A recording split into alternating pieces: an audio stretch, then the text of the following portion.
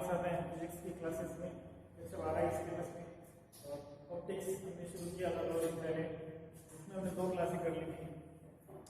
अब हम next class में बात करें परावर्तन के बारे में। हम पढ़ रहे थे, आगे के टॉपिक भी थे परावर्तन से संबंधित ही है। नेक्स्ट टॉपिक हमारे पास फोकस दूरी और वक्रता के बीच में संबंध, relation between R and F, relation between focal length and radius of curvature. यानी कैपिटल आर और स्मॉल एफ में हमें संबंध निकालना है, सिद्ध करके हम इसमें देखेंगे। शॉर्ट क्वेश्चन में एक दो बार पूछा जा चुका है कि आर और एफ में संबंध दर्शाइए, ठीक है। तो इसका रिलेशन जो होता है वो F is equal to R by 2 होता है, यानी फोकस दूरी वक्रता त्रिज्या की आधी होती है। हम इसको प्रूव करेंगे कि किस प्रकार से आधी होती है, ये हम सोल्व करेंगे। इसको देखो दोनों ही दर्पण से सोल्व किया जा सकता है, उत्तल से भी और अवतल से भी, किसी से भी हम सोल्व कर सकते हैं। नॉर्मली बाय नेम नहीं आता है ये कि किसी अवतल से सोल्व करो, आप किसी से भी सोल्व कर सकते हो। ध्यान रखना आपको, जो परावर्तन के नियम हैं वो दर्पण बदलने से नहीं बदलेंगे, नियम वही रहेंगे, उसी के अनुसार आपको लेकर चलना है। और सिंपल सी जो मैथमेटिक्स यूज करते हैं वो हमें करनी है। पूरा जैसा मैं पिछले 2 क्लासेस में भी बात कर चुका हूँ, ऑप्टिक्स फिजिक्स का ऐसा पार्ट है कि जिसको हम डे बाय डे कंटिन्यू समझते रहेंगे तो बहुत ही इजी लगेगी। ऐसा लगेगा पता ही नहीं चला कब पूरी हो गई और कब साथ साथ याद हो गई, पता ही नहीं चल रही। लेकिन अगर हम इसको बीच में ड्रॉप कर देते हैं, 2-3 नहीं देखें, फिर एक दिन देख लें, या 2 टॉपिक छोड़ दिए फिर एक टॉपिक पढ़ लिया, तो थोड़ा सा कॉम्प्लिकेटेड हो जाएगी, इसको थोड़ा समझने में दिक्कत आ सकती है। इसलिए रेगुलरिटी का विशेष तौर पे ध्यान रखें, पूरा टॉपिक अच्छी तरह से समझें, शुरू से लेकर अंत तक, उसका डेरिवेशन समझें, उसकी प्रोसेस समझें स्टेप बाय स्टेप। आपको हमेशा फिजिक्स में एक बात ध्यान रखनी है कि फर्स्ट स्टेप समझना क्या है, कैसे आए। डायरेक्ट लीजिएगा सेकंड में क्या हो रहा है, थर्ड में क्या हो रहा है, भूल जाओ सब, फर्स्ट स्टेप को देखो। जब आप फर्स्ट स्टेप सोल्व करोगे तो आपको ऑटोमेटिक दिखाई दे देगा कि अब हमें क्या करना है। जैसे आपके पास ये लिखा है x + 2y पावर 2, तो पहला स्टेप आपको बता देगा कि आपको क्या करना है, स्क्वायर करना है, स्क्वायर करना है। फिर हम इसको स्क्वायर करके लिख देंगे, जो भी इसके रिजल्ट आएगा वो लिख देंगे। अब इसको आगे अगर मान लो किसी और वैल्यू में जोड़ना है तो फिर आपको दिखाई देगा, आप स्क्वायर करने के बाद में आपको दिखाई देगा कि अब आपको इसको ऐड करना है। इसका मतलब क्या है, ये एग्जांपल लिया हमने वैसे, इसका मतलब क्या है कि आपको स्टेप टू स्टेप चलना है और समझना है। हर स्टेप में आपको दिखाई दे जाएगा कि इसमें क्या हमें सिंप्लीफाई करना है, वो हमें दिखाई दे जाएगा इसी में। उसी के अनुसार हमें नेक्स्ट स्टेप फॉलो करना है। जब नेक्स्ट में जाएंगे तो नेक्स्ट स्टेप हमें बता देगा कि अब आपको थर्ड स्टेप में क्या करना है, थर्ड बता देगा कि फोर्थ में क्या करना है। डायरेक्ट कंटिन्यू अगर आप रटना मानेंगे तो वो याद एक बार हो जाएगा, 2 दिन रहेगा, उसकी वैलिडिटी 3-4 दिन रहेगी, उसके बाद वो साफ हो जाएगा। समझ नहीं करेंगे तो पर्टिकुलर हमें ध्यान रखेगा। अगर बाई चांस एग्जाम में थोड़ा बहुत चेंज भी कर देते तो भी हम समझ जाएंगे कि चेंज क्या कह रहे हैं। जो चेंज का है वो चेंज आप भी अप्लाई कर लो और कैलकुलेशन मैटर उनका वो रहेगा। सिलेबस से बाहर बोर्ड एग्जाम में 1 नंबर का भी क्वेश्चन नहीं आएगा, आपकी बुक से ही सारे क्वेश्चन एज इट इज आएंगे, जैसा सिलेबस में है उसी के अकॉर्डिंग। बस आपको कुछ छोड़ना नहीं है, जो सिलेबस है वो पूरा पढ़ना है। अब देखो हम इसको किसी से भी सोल्व कर सकते हैं। ऑप्टिक्स में जैसा बताया था, खास बात कि आपको थ्योरी पे ज्यादा फोकस नहीं करना है। BFD की लाइन में पेज भरने से नंबर नहीं मिलते हैं साइंस में। आपको ये नहीं है जैसे कहते हैं ऐसे इसमें ये लिख दे, 2 पेज लिख देंगे तो आधा नंबर तो दे ही देगा, 2 में से 1 नंबर तो दे दे, ऐसा नहीं है। आप पॉइंट टू पॉइंट बात करें, अपने जो पूछा गया उतना बताएं। सही है तो आपको 4 लाइन में सही हो सकता है, गलत है तो आप इसके 3 पेज भर देंगे तो उसके कोई नंबर नहीं मिलेंगे। सही लिखोगे तो इसके मार्क्स आपको दिए जाएंगे। तो इस बेसिक थ्योरी भी लिखनी है, थोड़ा बहुत जरूर आप बता सकते हो कि प्रकाश में कहां से आ रही है, दर्पण पे आपकी हो रही है, फोकस से गुजरती है, एक आगे लाइन चाहे तो लिख सकते हैं, वरना उसकी भी जरूरत नहीं है।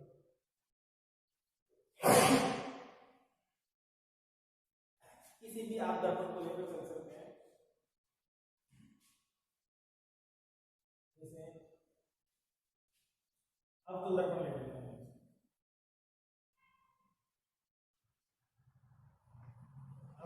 दर्पण में अंदर का भाग परावर्तक पृष्ठ होता है, ये इसका अपर्चर है, द्वार है इसका जो मध्य बिंदु होता है वो P होता है। P और F से गुजरने वाले अक्ष मुख्य अक्ष कहलाते हैं, प्रिंसिपल एक्सिस कहते हैं इसको।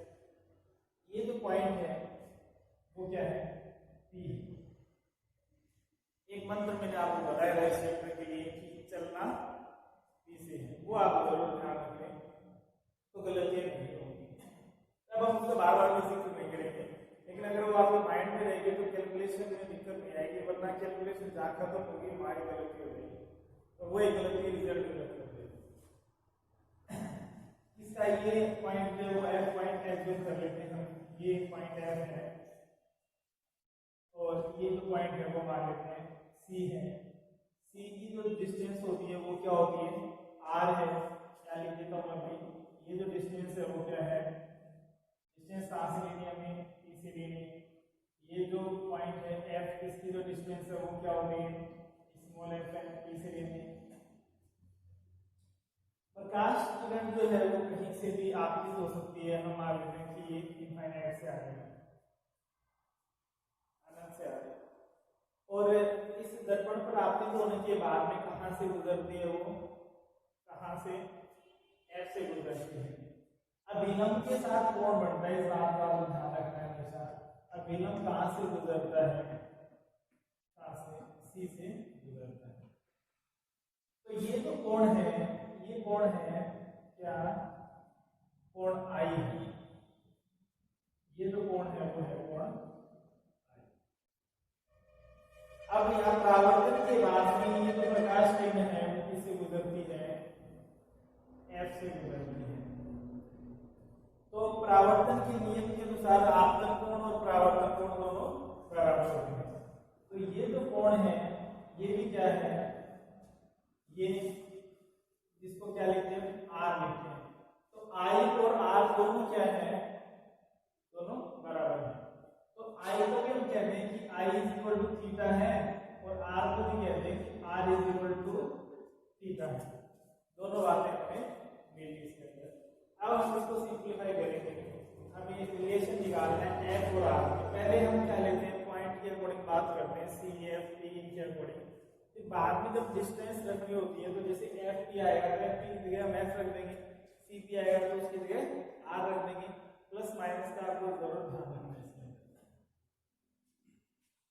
अब इसको सोल्व करें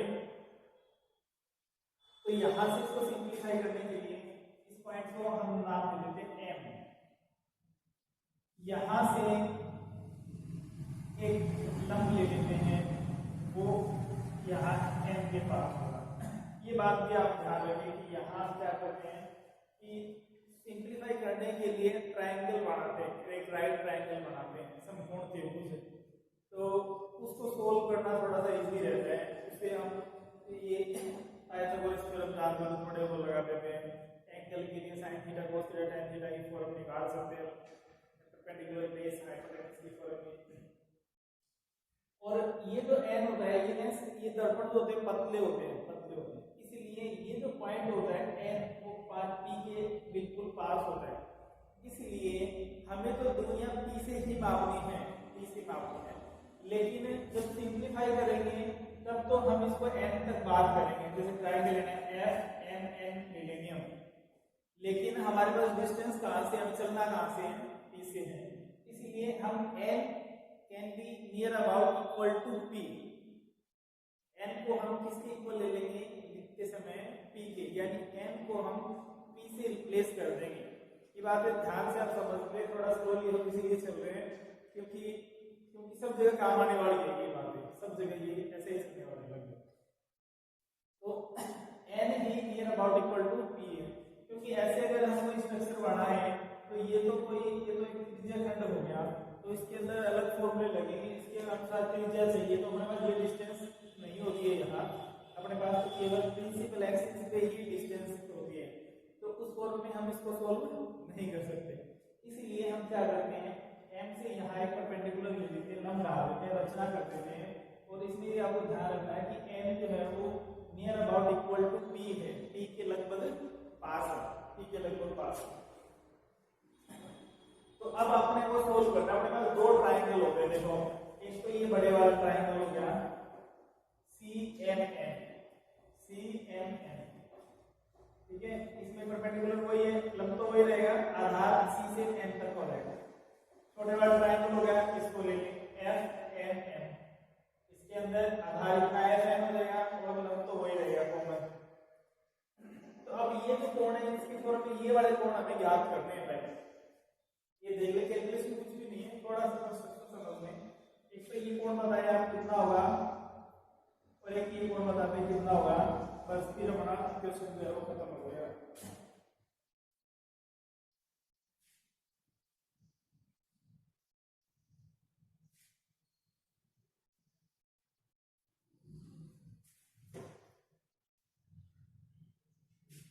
एंगल C, एंगल F, ये दोनों एंगल हमें बताना चाहिए। देखिए समझ ले इसको, कौन सी मैथ्स यूज हो रही है इसके अंदर। बिल्कुल 6th क्लास की मैथ्स इसमें यूज करेंगे।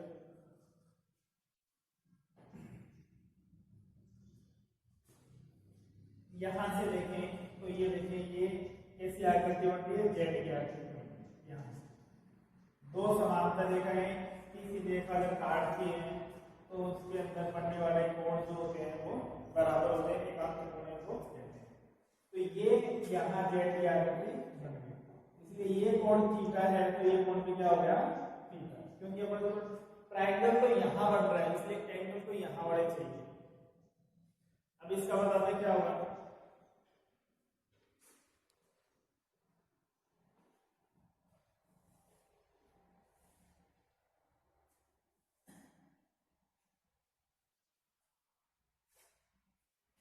ये भी दिखाई दे गया होगा।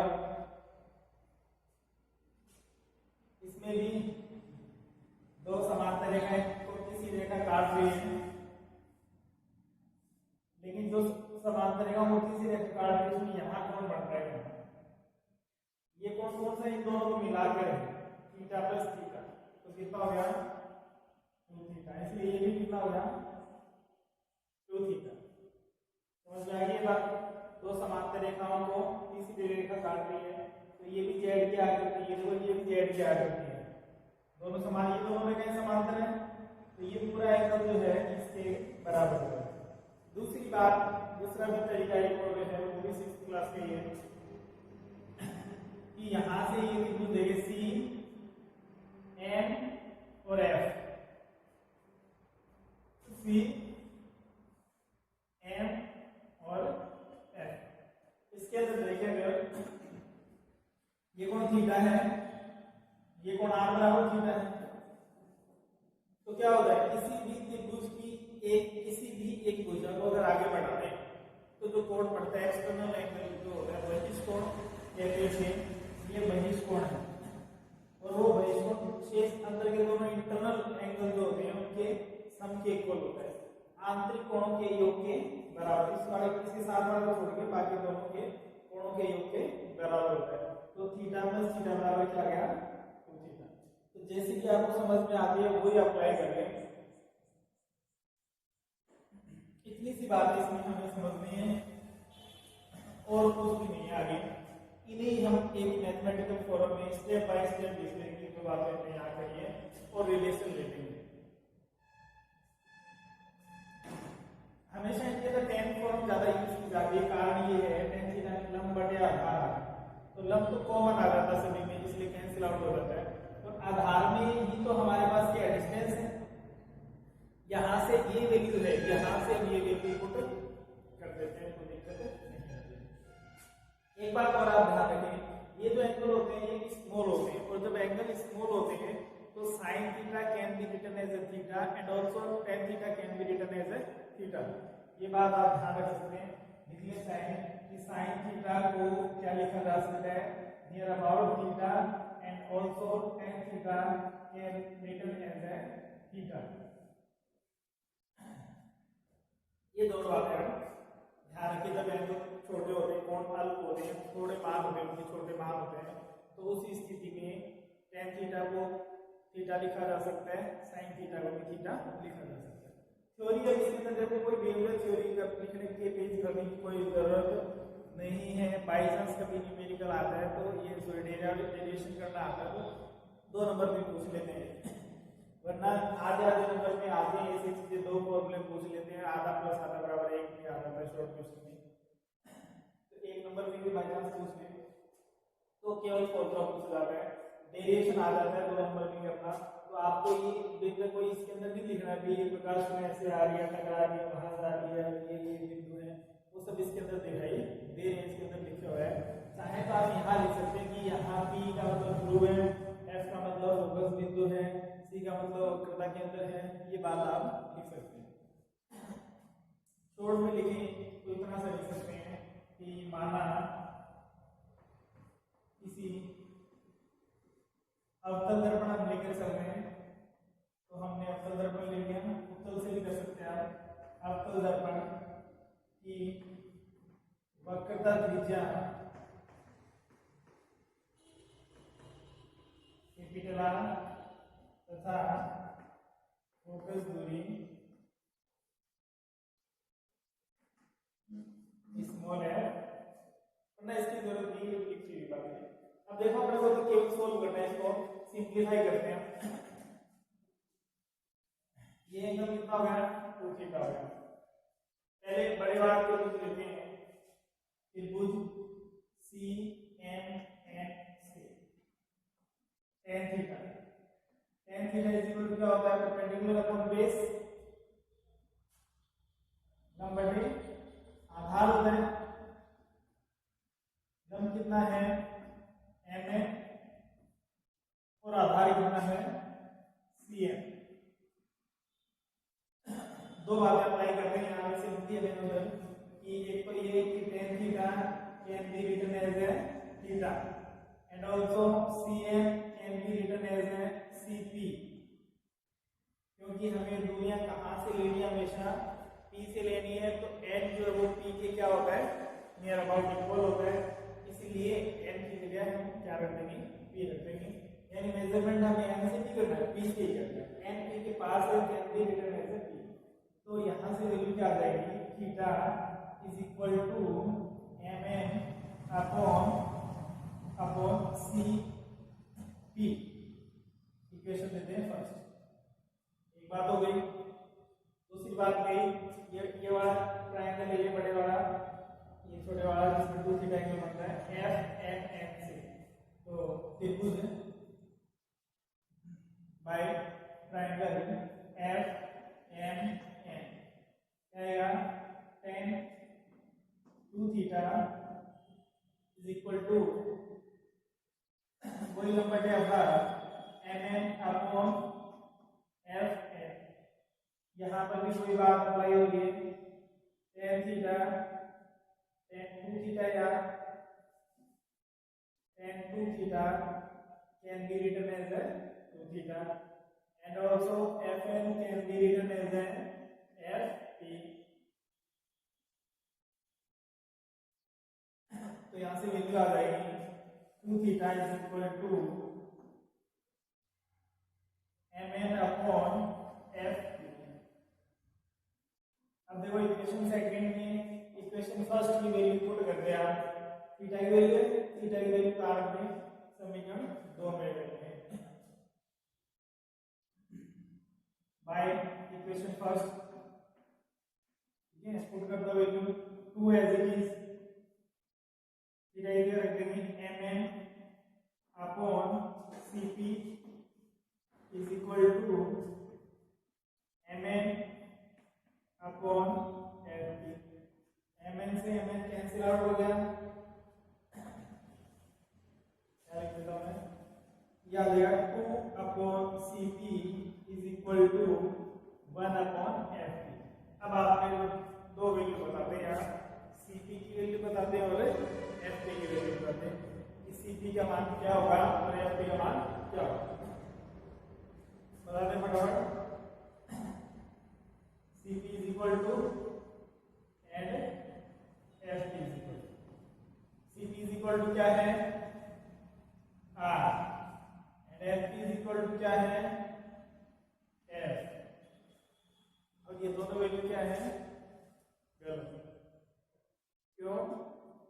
क्योंकि हमें चलना कहाँ से है, पी से है, इसलिए अगर आप ये रखते हो यहाँ रिजल्ट में फर्क नहीं पड़ेगा, लेकिन ये वैल्यू हमें चलना पी से है, इसलिए हमें डायरेक्शन के अकॉर्डिंग वैल्यू का ध्यान रखना पड़ेगा कि ये है डायरेक्शन ऑफ लाइट, प्रकाश की गति की दिशा। ये क्या है, हमें पी से चल रहे हैं तो एफ तक की डिस्टेंस को आपने तो इधर जा रहे हैं, सी तक मापने तो इधर जा रहे हैं, दोनों स्थिति में इसके विपरीत है, इसलिए C will be minus R and also F will be minus R. इसलिए पिछली क्लास में भी बात करते हुए बहुत जोर दिया था और कहा था कि बिना इसके कोई भी टॉपिक हम लास्ट तक नहीं पहुंच सकते। हर टॉपिक में, अधिकांश टॉपिक में हम इस बात का यूज करेंगे कि डायरेक्शन के अकॉर्डिंग वैल्यूज क्या आती हैं वो रखते हैं। यहाँ फर्क नहीं पड़ रहा है इसके रिजल्ट का, इसका मतलब ये रिजल्ट में फर्क नहीं पड़ रहा है और हम गलत वैल्यूज रख के रिजल्ट से निकाल देते तो भी इसका मतलब नहीं है कि वो सही है, इसके नंबर भी काटे जा सकते हैं। वैल्यूज ये आपको सिंपल का ध्यान रखना है। तो यहाँ से वैल्यू क्या आ गई, यहाँ वैल्यू पुट करते हैं 2 minus R is equal to 1 minus R, minus से माइनस कैंसिल आउट हो गया तो आर इधर आ जाएगा, एफ इधर आ जाएगा, तो आर इज इक्वल टू क्या हो गया 2f। इसका मतलब वक्रता त्रिज्या फोकस दूरी की डबल होती है। दूसरी बात एफ इज इक्वल टू क्या कह सकते हैं, r/2।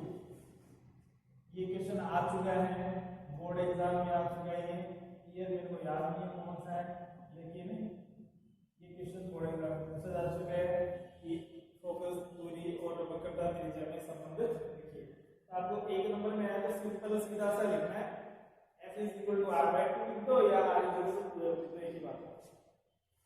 प्रूफ करना है तो लिखा जाएगा कि इसका सूत्र सत्यापित कीजिए, तो वो एक नंबर में नहीं आएगा। पिछली बार में से एक नंबर नहीं पूछ रहा है, ये एक नंबर का मतलब एक लाइन की बात पूछ रहा है।